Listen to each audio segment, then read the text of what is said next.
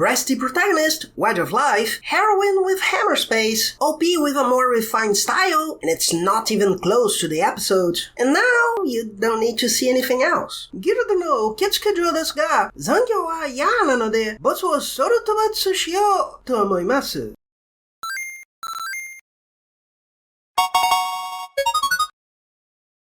I'm a receptionist, but I'll solo a boss to clock out on time, doesn't know what he wants to do. The intro sells the idea well, but then they'll redo it all, like Family Guy coming back from commercial.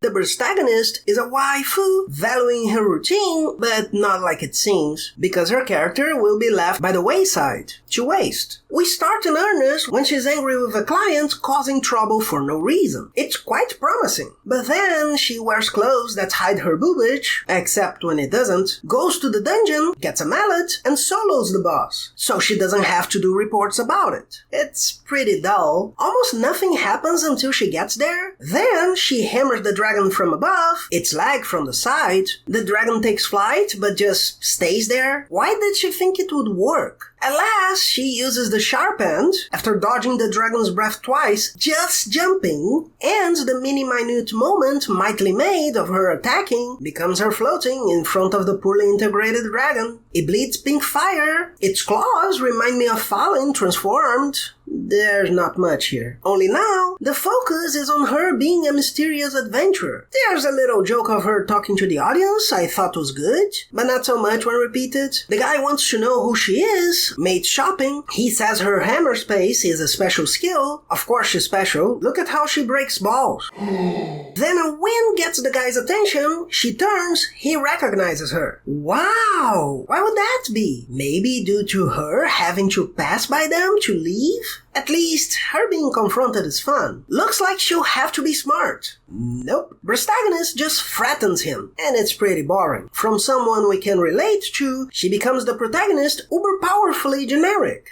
A bug. And the premise breaks. If she's ultra hyper, nothing stops her from her wedge of life. Just don't go to dungeons. She's strong, so she can take care of herself in case someone's stupid. And if a monster is giving her too much work, why not go once in a while, help out, and go back to her normal life? Or be a trainer for adventurers. If stability is all she wants, Receptionist is not the only option. In the OP, it looks like dual personality. She even looks sad when seeing herself like that, but it could just be the style that makes her more katsura. In fact, I don't even know if she's meant to be breasty. For it to go away like that, it looks like bad design. Yes, bigger, bigger! She also seems more like someone who forces themselves to adventure, so it must be 'cause they think the audience wants it. Oh, how great! She has a skill like a god! Bigger, bigger! And cuts I'm strong into I'm tsundere into my hammer makes me stick it up. The only interesting part is her having to handle the public and stretch her face to go back to smiling. It feels like someone going through that.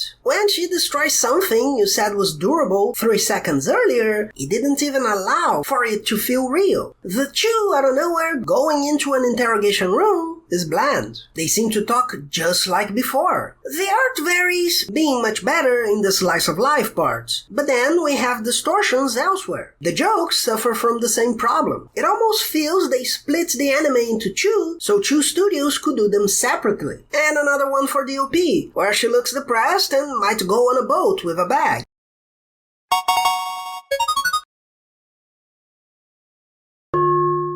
Please don't you forget to subscribe and hit the bell.